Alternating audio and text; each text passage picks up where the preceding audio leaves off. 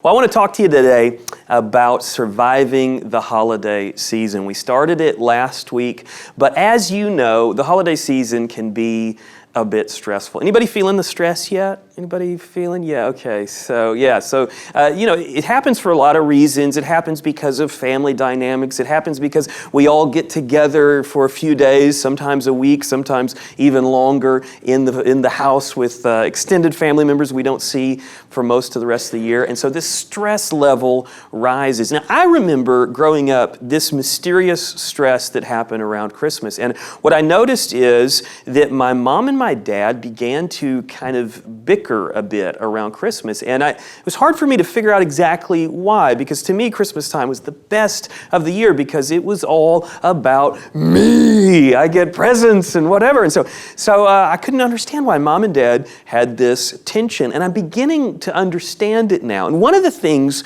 that came up for them really often was that both of their parents lived in the Dallas area, about a half hour apart from each other. So one set of grandparents was in Arlington, the other was in Dallas proper.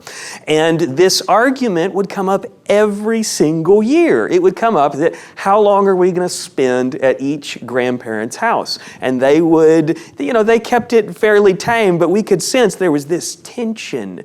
And ultimately, I understand now, it's because grandparents sometimes are tempted to try to control their children and their grandchildren. There's this economy of time around the holidays, and so we felt that. And so what we're going to talk about today is that tendency, that desire to be controlling. And it happens all year, right? And it's not just grandparents. I mean, any of us that live in the world, we often feel tempted to try to control our environment and the people around us. But it seems to me that around the holidays, the desire to do that kind of intensifies. And so what we're going to do today is we're going to compare two characters in the Christmas story. And both of these characters that you know, but I think we're going to take kind of a new look at them, maybe in a way that you haven't noticed before. And so we're going to compare what we call a big character with a small character, a very important character with one that seemingly was less important, at least at the beginning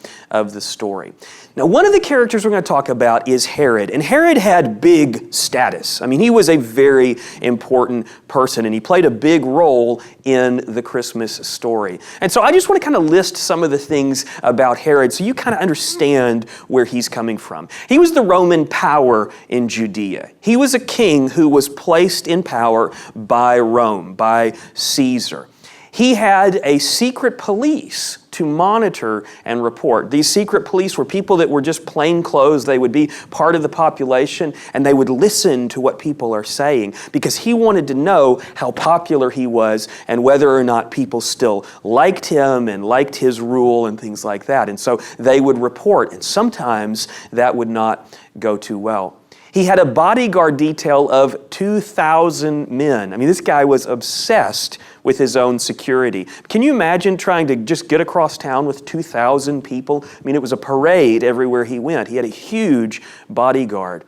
He also had his opponents removed by force, often to their detriment. I mean, often when he removed them by force, it was final because he would kill his opponents. He ordered many to be killed at his death. This is a weird one. I've never heard of this with anybody else, but he was afraid that on the day of his death that there wasn't going to be enough mourning, enough sadness. And so what he did is he made this order that insisted that many other people would be killed so that the day that he died would be a very sad day, and you could hear crying and mourning all over the country. I mean, the guy was a sociopath. He had very high status, but he was a maniac. He also put to death several of his own children, and he murdered a number of his own wives. Great Christmas story, right? Whee! Yeah, this guy's great. But do you realize that this is part of the Christmas story, is this character? Now, what we see on this list is not the stuff that's in the Bible. This is stuff we know from history. But what's actually said about him in the Bible is as bad or even worse. So, there's much, much more. So here's one of the things that Caesar in Rome said about Herod. He said, it's better to be his pig than his son. You say, well, why is that? Well, first of all, because he killed a number of his own sons, but being in Judea, they didn't eat bacon or pork, and so you probably wouldn't die as a pig, but you very well could die as Herod's son. That was the kind of guy that he was. So, what do we know Herod as? Herod the... Are you serious? Did you not hear? Yes, Jacob, Herod the Evil. But actually his title is Herod the Great. Now Herod the Great, I think, probably named himself, right? If we were going to name him, we'd probably name him what Jacob said, which was Herod the Evil. I mean, this guy was awful. How funny that we call him Herod the Great. So, Herod the Great, that's what we know him as. But I have another name that I want you to think about today, and it's this: Herod the Control Freak. You think about what Herod was doing. Most of his activity sort of centered around this idea that he wanted to maintain control. He wanted to hold on to his power, and he did not want to let it go. Now, fortunately, nobody in this room is as bad as Herod, as far as I know. In fact, there's probably no one in our country, maybe in our world today, that's as bad as Herod. But from time to time, I think we'd probably all admit that we are tempted to try to control the situations we're in, right? I mean, this was what Herod was tempted. The difference in us and Herod may simply be that Herod had incredible power to achieve it.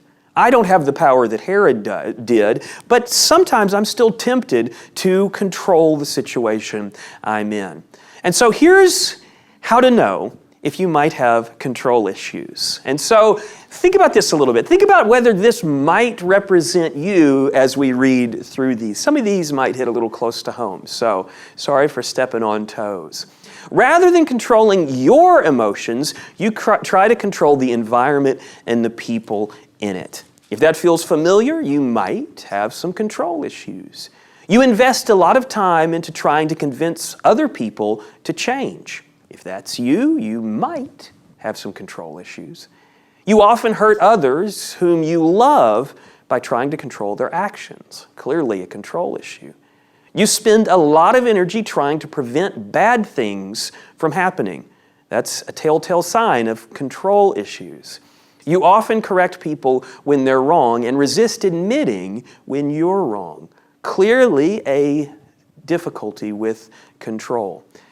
You've been known to micromanage others. Happens all the time, but it has to do with having control issues. And you react poorly when your expectations aren't met in hopes that your reaction will change the situation. Has to do with control issues. And finally, one that hits a little too close to home, you drive with rage. They may say, well, how is it that driving with rage would be control issues? Well, ultimately, most of the time when you drive with rage, and I don't mean you have a moment of anger when someone does something mean to you in traffic. I mean like you have constant rage in traffic is usually because everyone around you is not driving the way that you want them to. And so you're mad because you can't control that situation other than to cut others off or whatever. So that's what we're talking about today, is control issues. And I would guess that all of us probably see a little bit of this in our experience, right? And we probably have different levels and different situations where we feel this, but it's a very common thing. And so I think we can learn a lot from the Christmas story about this. And we're going to be looking at Matthew 2. Now, if you've got your bulletin, I've got all the verses in your bulletin, but you can actually just open up to chapter 2 of Matthew if you like. You can do that too. The verses in the bulletin are New King James Version, so if you want to follow along, you can do that. So let's take a look at what the story says. He says, "Now after Jesus was born in Bethlehem of Judea in the days of Herod the king, behold, wise men from the east came to Jerusalem." Now, what I want you to notice first here is that it calls Herod the king.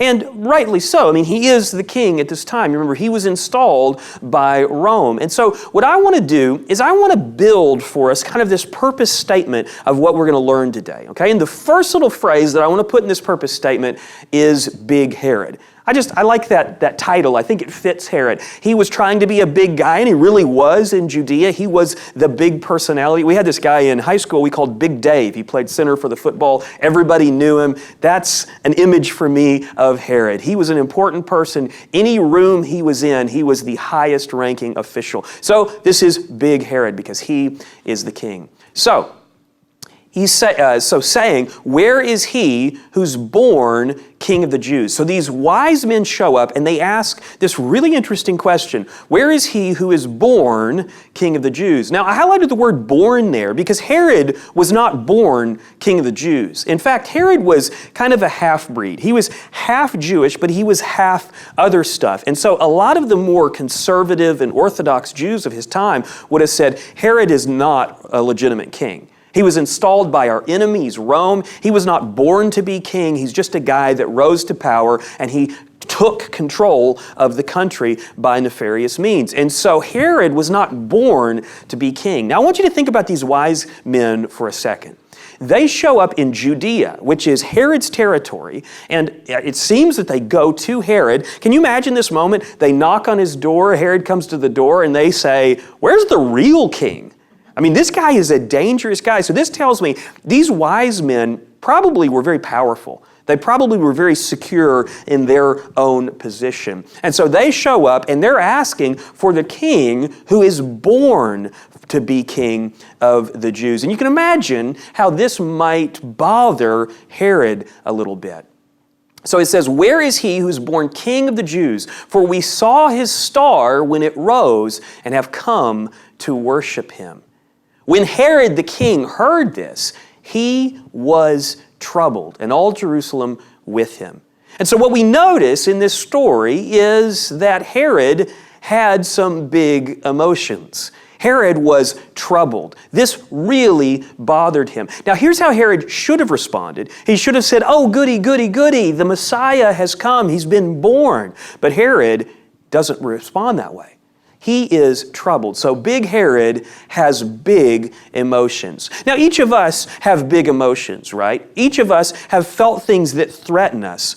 And it's not so much whether or not we experience big emotions, it's how we respond to it. And so what we're going to look at is how Herod responds. But notice this line, and it tells us, "and all Jerusalem with him." So Jerusalem as well should be saying, "Oh, goody, the Messiah is born, the Christ has come." But what they're focused on is the fact that Herod is troubled. Have you ever heard the phrase, "if mama ain't happy, nobody's happy"? Ever heard that? Is that common in Louisiana as it is in Texas? So in a sense, you could say that if Herod ain't happy, Judea ain't happy. Because Herod was such a sociopath, such a dangerous character, that when he was troubled, people lose their heads. And so Jerusalem was afraid of the fact that Herod was troubled. And so what I take from that is those who live with controlling people often fear how they will react. You ever notice this? If you know a controlling person, someone that is seeking to maintain control, you ever felt afraid of how they'll react? Or maybe, have you ever noticed other people feeling a little afraid of how you'll react? It's what the people around Herod definitely felt. They were troubled when he was troubled. So it tells us, "and assembling all the chief priests and scribes of the people, he inquired of them where the Christ was to be born." Then it tells us, they told him, "in Bethlehem of Judea, for so it is written by the prophet, O Bethlehem, from you shall come a ruler who will shepherd my people." Now, I highlighted that word shepherd because I think that's an interesting one. I want you to kind of listen to this through Herod's ears. So what Herod is hearing is that this king, this Christ, this Messiah who's to come, he is to be a shepherd. But is Herod a shepherd? No, he's more like a sheep slaughterer. He has killed more people than any other king possibly in the history of Judea and Jerusalem. He is not a shepherd. He is an incredible slaughterer. And so the Christ here is going to be a shepherd. Now you could see how even these words might make Herod feel a little jealous, a little insecure, because he's got to know that this Christ is going to be one that people love and they adore, and they've been waiting for him for thousands of years. And so those with control issues are often jealous of others with more influence. I think this is what's going on with Herod. He sees that this Christ is going to rise and have more influence than him, and he's jealous. And the way that he's going to respond to that is going to be really, really dark. Then Herod summoned the wise men secretly and ascertained from them what time the star had appeared. Now, I put that in yellow there because he's hatching a plan, isn't he? We know the Christmas story, but he's beginning to put together a plan. And part of this plan is he needs information. He needs to know when it happened because that's going to tell him how he's going to perform what he's going to perform later in the story. And so what I see in that is that those with control issues are often tempted to scheme and manipulate to maintain control. You see, all of this is the seed of Herod's attempt to maintain control. He thought somehow that he could actually maintain power and control of Judea even though the Messiah and the Christ had come. Now, it's possible that Herod didn't actually believe in this Christ or Messiah. He might have just known that if people think that the Christ has come, then they may kick me out of my throne. Whatever the case may be, Herod begins to scheme. And I know that for me, sometimes I find myself thinking about how I might maintain my influence and my control in certain situations. But we have to be very, very careful because that is the Herod path. And he sent them to Bethlehem, saying, "Go and search diligently for the child, and when you have found him, bring me word, that I too may come and worship him." Now just remember, this is Herod speaking. He's saying, when you find that child, tell me about it. I'm going to show up and I'm going to worship him as well. And these wise men probably think, oh, wow, Herod is such a neat guy. He's going to relinquish his throne. He's going to go and worship. He's going to go and give homage to this baby king. They probably thought very highly of him. But we know what Herod's doing, right? I mean, Herod is hatching this plan, and now he's begun to deceive and to lie. And what I see in that is that those who fear a loss of control, which Herod did, those who fear a loss of control are often tempted to lie in order to maintain control. Have you ever felt that temptation? That temptation to maybe bend the truth a little bit to maintain control, or maybe leave out some details so that it doesn't make you look bad? I know that I've been there and I'm not proud of it. That is the Herod path. After listening to the king, they went on their way, and behold, the star they had seen when it rose went before them until it came to rest over the place where the child was.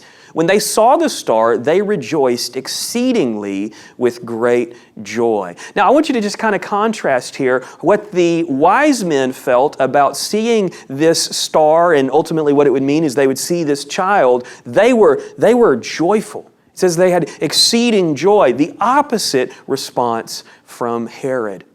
And going into the house, they saw the child with Mary, his mother, and they fell down and worshiped him. Then, opening their treasures, they offered him gifts, gold and frankincense and myrrh. Now, what I want you to notice here is the two different responses, because we basically have met two kings now. We've met Herod and we've met Jesus, and the wise men respond differently to these two kings. So on meeting Herod the king, they didn't give gifts, they didn't kneel, they didn't worship, and they sought the real king. That's what they did when they saw Herod. But notice what they do on meeting Jesus the king. They gave him gifts, they knelt down, they worshiped him, and they saw the real king. There's such a contrast in this story between earthly kings and Jesus, who is the Christ, the Messiah. And being warned in a dream not to return to Herod, they departed to their own country by another way. So here God speaks to them through a dream, tells them, don't go back to Herod because Herod has got some terrible things in store and you don't want any part of it. Now notice what happens. Those with control issues often get avoided by others. I think this is maybe the one that hurts the most. And I've actually seen this. I have some friends who struggle with this. They feel like everybody avoids me. Now, people might avoid you for other reasons. Like if you don't take a shower in a long time, people might avoid you. That's a different thing than being controlling. But there are those who have this temptation to be controlling. And when they begin to control people around them, those people will usually begin to separate. They'll begin to move away. They'll begin to try to isolate from that person who is being controlling. And so if you see this pattern in your life, it's a good question just to say, I'm not trying to control people, am I? And it's possible that, that you are. And so it's worth thinking through. And so here's kind of how I think of it. A controlling person tries to control others to get more love and respect. Now, it's not bad to want to be loved and respected, right? I mean, that's a good thing. We want to be loved. We want to be respected. That's a healthy desire. What's not healthy is what we do in order to try to get that to happen. If I want someone to love and respect me more, and then I try to force them to do that, that's going to have a certain response. Usually the response will be something like this. Others who are being controlled distance themselves to alleviate the discomfort. They kind of move back. They say, I don't want this. This is stifling. This is smothering me. And they begin to move away. Now, I might illustrate it this way. Let's just say this could happen in any kind of relationship. It could happen with a friend. It could happen with a parent, a child. But in this illustration, we'll make it a husband and a wife, or a boyfriend or a girlfriend, or something like that. And so what happens with someone who's controlling in a relationship is they begin to try to control the person. And the other's response might be something like, why are you so controlling? Now, honestly, these kind of situations are rarely this clear. It's rarely as obvious what's going on. But if the person who is controlling was very honest, a lot of times what they would reveal is, I want you to love me more. Now, a lot of times that's not how the conversation actually goes, right? It's a lot more convoluted because we have so many thoughts and it's not always right at our conscience why we're doing the things that we're doing. But honestly, often it's because we want to be loved. We want more respect. And so we try to control those around us. And so this person who is controlling could legitimately say, I want you to love me more. And then what happens is, the person separates. The person moves away. Or maybe we should say runs away. And then, guess what happens? The person who's controlling thinks of it as sort of this ongoing story. And they say, why am I always the victim? And they don't see that they themselves caused it. And so this is the cycle of controlling and leaving. And it happens all the time. And so when we begin to smother people around us, it becomes an unhealthy situation in our marriages, in even our relationships with our adult children, or even our young children. It's something that we have to be aware of. And so there are certain relationships that there is a higher expectation of control. Like with my 2-year-old. I've got to control him to some extent because he'll go and pitch a tent in the road, or a fit in the road, and it's dangerous. And so there's a different amount of control that needs to be in different relationships. But this is a cycle that happens often. Now, let's get back to the story. So that's sort of almost a detour, but think about Herod in that light, that he tried to control his entire situation, and people were afraid of him, and they avoided him. Now, when they had departed, behold, an angel of the Lord appeared to Joseph. Now, you may be saying, if you've never read this story, you'd be saying, Joseph? Who's Joseph? Now, we know who Joseph is because we've read this story like a bazillion times. But you would be asking, who's Joseph? And if you searched the historical records and this of the time, you wouldn't find Joseph anywhere. He was just an average guy. He was a little guy. I mean, you got Herod, who's this big character that everybody knew, but then you have Joseph, who's this little guy, just a hardworking, kind of average person. And so Joseph shows up in the story, and this is where we're going to begin to contrast Joseph against Herod. And so what we're going to call Joseph is little Joseph. Now, that's not derogatory. He's a small character in this story at this point. So it tells us, an angel of the Lord appeared to Joseph in a dream and said, rise, take the child and his mother and flee to Egypt and remain there until I tell you. For Herod is about to search for the child to destroy him. Now, here's how I think the conversation would have gone if Joseph had intense control issues. Okay, so this is fictitious. This is not in the Bible story. But this is what I imagine the conversation would have been like if Joseph was something like Herod. The angel would have said, "Rise." And Joe might have said, "Well, we're really kind of tired. We had company because it's around Christmas time, And the angel would say, "Flee to Egypt." And Joe might say, "To what city exactly? Am I going to be able to find a job? And how long do we have to stay there? There's a lot of unknowns here." And the angel would say, "Remain there until I tell you." And Joe might say, "Well, we'll go once we have a good solid plan." That's what we do when we have control issues. But this angel comes to Joseph, gives him really not a whole lot of information, and notice what happens. "And he rose and took the child and his mother by night and departed." Now remember this, Joseph gets this word in a dream. And so when it says he rose, I think that actually means he rose from his bed. He got up immediately, took the child and mother by night. Now, in the ancient world, you don't go traveling by night. Night is a very dangerous time to hit the roads. And we do it all the time because we have headlights on our cars, and we have cars, and we can go wherever we need. There's people out all hours of the night. That was not the way it was in the ancient world. It was incredibly dangerous. But that is a reminder of how much Joseph takes this seriously. He's not trying to control the situation. He just rises and he does what he's told to do. And so what that tells me is that little Joseph had big self-control. Because let's just remember for a second that Joseph is Jesus' stepdad. And you can imagine what an amazing opportunity to show love to a child as a stepdad that we've seen people do, that we know some wonderful stepdads. But Joseph is a stepdad. And he could very well say, "You know what? This is more than I signed up for. When you said you were pregnant and there wasn't a dad, that was a little bit difficult, but now we gotta move, and people are gonna kill him or try to kill him, and the king, big Herod, is after him, and I'm supposed to be involved in this." You could see how Joseph would say, I think I'm out.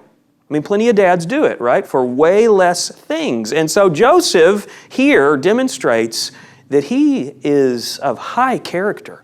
And he has a difficult situation, but little Joseph has big self-control. And he does what he needs to do and what he's told to do. And he departed to Egypt and remained there until the death of Herod.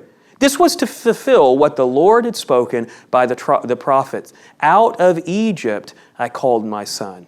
Is that not cool? That just by Joseph doing what he's told to do, he fulfills an ancient prophecy. Now, I think at the time, when the angel came and told Joseph about, you need to go to Egypt, I don't think, I don't really want to, but I would like to fulfill that prophecy. I don't think he knew anything about it. I think it wasn't until later that he realized and probably saw that verse and realized that, oh wow, I got to play a part in this. What a cool experience for Joseph. Then Herod, when he saw that he had been tricked by the wise men, became furious. You ever been mad when someone lies to you or someone tricks you, or maybe someone swindles you a little bit, or maybe somebody leads you to believe you're getting a good bargain and then you realize later it's not a good bargain and it makes you furious, or maybe someone cuts you off in traffic or whatever, you get furious. Well, we can imagine Herod in this situation because we've all had situations that have made us furious. You see, Herod had a control plan. He had a plan to control the situation, and these wise men are aptly named because they were wise enough to not play their part in Herod's control plan, and it makes him furious. That word is very strong. It makes him furious. And what that tells me is that those with a need to control often become angry when they lose it. If you are a control person and you lose control of the situation, often what's going to happen is it's going to result in anger. It's going to result in some strong emotions, and we see that with Herod. Now, it's not a sin within itself to be angry, right? We get angry all the time. The Bible tells us, be angry and do not sin. And so the way that Herod responds to this anger is really what matters at this point. Herod became furious, And he sent and killed all the male children in Bethlehem and in all that region who were 2 years old or under, according to the time that he had ascertained from the wise men. Now, we often just read over this, right? I mean, because we've practiced it every year. You know, we have it in our kids' programs. It's in songs. So we're really used to this idea that he rolls into Bethlehem and just murders the babies. But I have a 2-year-old in the back of the building, you know. So this is not an easy thing for me to just kind of like. I mean, I'm imagining how I would respond to that. I mean, I don't even know. You know, and the population of the time probably meant that there was anywhere from 10 to 20 babies in this age range. I mean, you're talking about a massacre. I mean, we have school shootings sometimes, but usually it's not nearly that many kids, and they're usually older kids. I mean, can you imagine, even in a nation of our size, losing 10 to 20 babies under 2 years old in an afternoon? That's incredible. Now here's the thing that we got to remember. Herod was doing this because he wanted to maintain power. He wanted to maintain control. You know, and so we're looking at a guy who has intense control issues and no limitations. Now, all of us have limitations, right? I mean, I want to maintain control of certain things, but I have limitations like police and, you know, prison and stuff like that. I can only go so far. But Herod is an example of what happens when our control issues get out of hand. If I was just given free rein to do whatever I want, it would be scary to think of how I would respond when I begin to lose control of the things that I love and the things that I love to control. And I think that the same is probably true for all of us. It's a reminder of what's in the human heart. Now, Herod started out as a bad guy, and I hope that none of us could ever get to this point, but it's a reminder of what happens when we try to control the situation. Those who fear a loss of control are often tempted to hurt others to maintain control. You ever hurt anybody's feelings because you're trying to control the situation? I know that I have. I know I've done it with my kids. I've done it with my wife. It happens. It happens because we want control and we begin to hurt other people. And praise the Lord, we don't have the freedom to do the types of things that Herod did. But it's the same kind of characteristic, that we begin to hurt the people around us when we try to control them. And I think it bubbles to the surface even more in the holiday season. Then was fulfilled what was spoken by the prophet Jeremiah. A voice was heard in Ramah, weeping and loud lamentation, Rachel weeping for her children. She refused to be comforted because they are no more. All because Herod was seeking power and control. That last line is not in the verse. That's me. Because Herod was seeking power and control, this prophecy was fulfilled. Now, what's interesting to me is it's told us a prophecy that Joseph fulfilled by doing what's good. And now it's told us a prophecy that Herod has fulfilled by doing what's evil. And it's a reminder that no matter what happens, God foresees the entirety of it. God knows what's coming. And so Herod fulfilled this prophecy because of his intense evil. So let's go back to our purpose statement. And here's what we find out. Big Herod had big emotions, but had little self-control. I mean, we think of Herod as this big character, but think about what he does here. He basically throws the equivalent of an adult tantrum. And when a 2-year-old does it, it's expected, because we know that 2-year-olds have no self-control or very little self-control. But by the time we become adults, we need to have more self-control. But Herod, for whatever reason, he had big emotions, but we all have big emotions. What matters in Herod's situation is he had so little self-control. Because can't you imagine that at some point in this situation, Herod's thinking, it's probably not a good idea to kill those babies, but I'm going to do it anyway.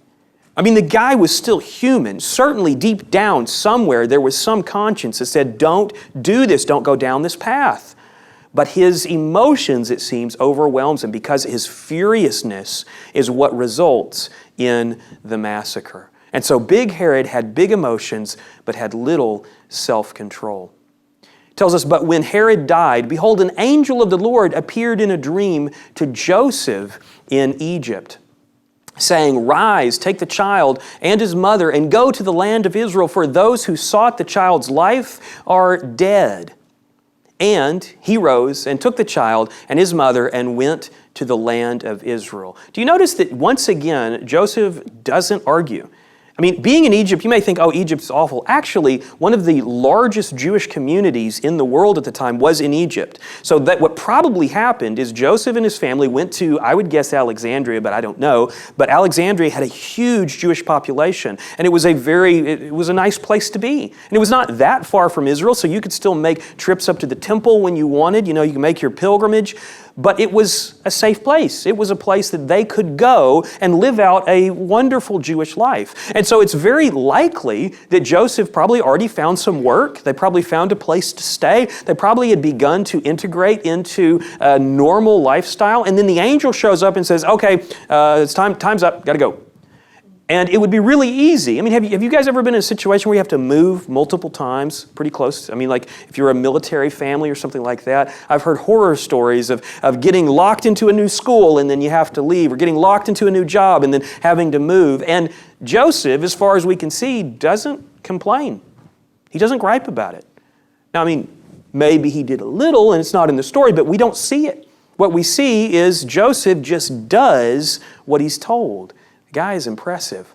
But when he heard that Archelaus was reigning over Judea in place of his father Herod, he was afraid. Now, the reason why I highlight this is because it'd be easy to say, oh, well, maybe Joseph is just like disconnected from his own emotions. Maybe he just doesn't have emotions. Maybe he's not afraid, or maybe he's kind of out of the loop. Maybe he's just going through life, going through the motions, but he doesn't have any emotion. But what this tells us is something that's very natural. It was very natural for Joseph to be afraid. And he was afraid because he understood the situation was still not perfectly safe. Because Archelaus was the son of Herod, so-called the Great, and Archelaus was a really awful dude as well. And so he was afraid. And you know what that tells me is that little Joseph had big emotions too. So we know that big Herod had big emotions, but little Joseph had big emotions as well, but he had bigger self-control. You see, the way that Joseph responds is not out of emotion. He responds by doing what he's supposed to do, even though he's afraid. Notice what it says. He was afraid to go there, and being warned in a dream, he withdrew to the district of Galilee. Now, this verse could have been written very different. It could have been written, he was afraid to go there, so he went to Galilee. But notice he doesn't do that. It says he was afraid to go there. That's his emotion. And then it says, and being warned in a dream. And that dream came from the Lord. So it's the equivalent of looking at God's Word. Now, often we have emotions and we want to respond to a situation in a certain way based on our emotions. And sometimes those emotions are right.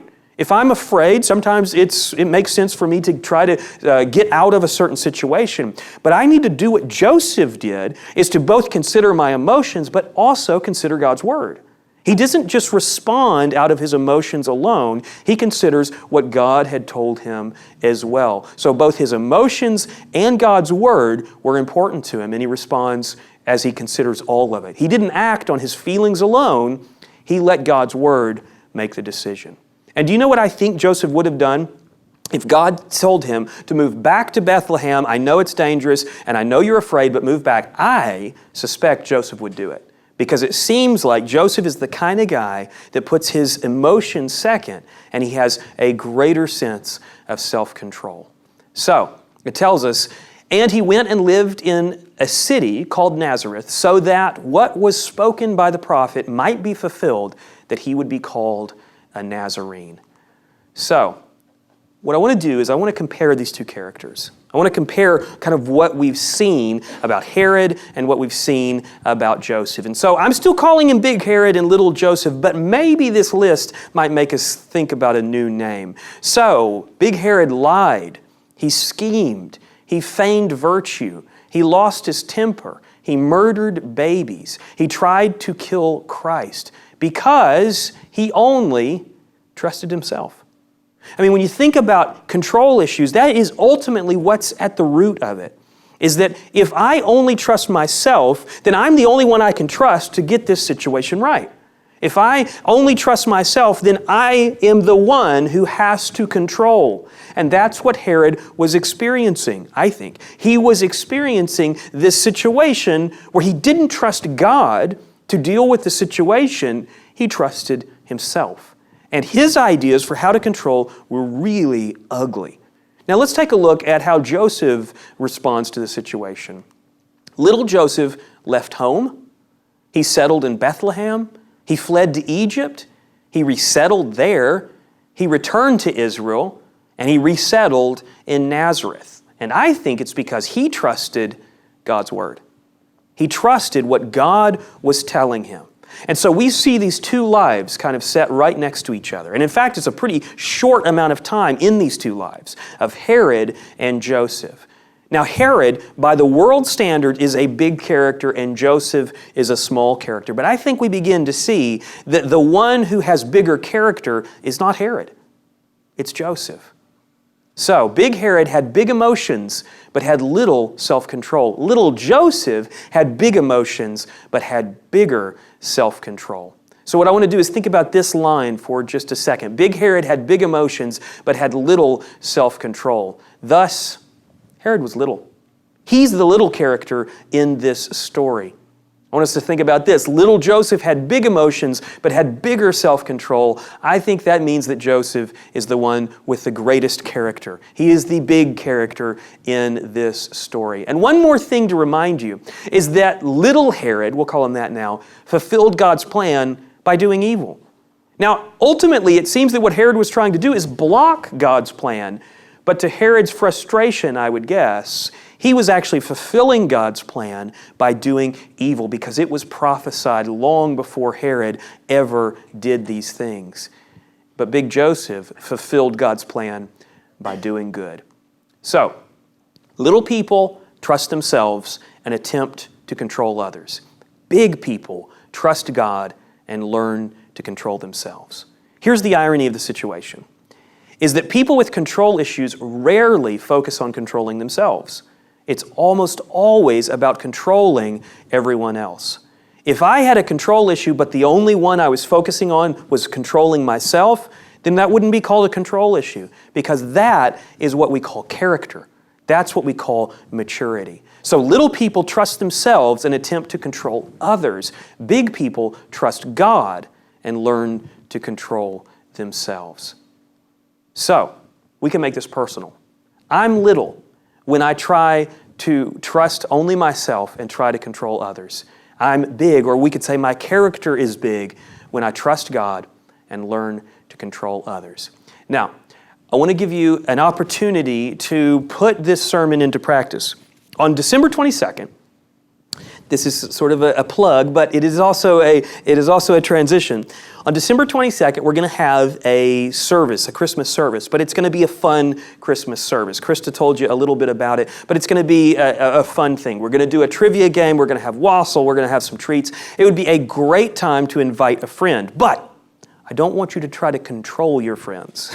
I don't want you to tell people that they need to come and then try to create a situation where you control them into coming. And by the way, I don't want you to do that with your kids either. I know you want your kids to be here. I know, especially those of us who have adult children, my kids don't have a choice. They can't drive yet. But those of you that want your children here, I know there's a temptation to try to make your kids be at church, and you know you can probably get it done on Thanksgiving and Christmas. Don't do it. Invite them, obviously. Invite them into this fun thing that we're going to do, but don't control. Don't use this thing that we're going to do as a mechanism for control. Instead, invite them in, and maybe they'd love to come. But it ultimately is up to God. We trust God that the people that come here are the people that need to be here. So that's how to survive the holidays, episode 2. Next week, we're going to look at another installment of that. Let's pray.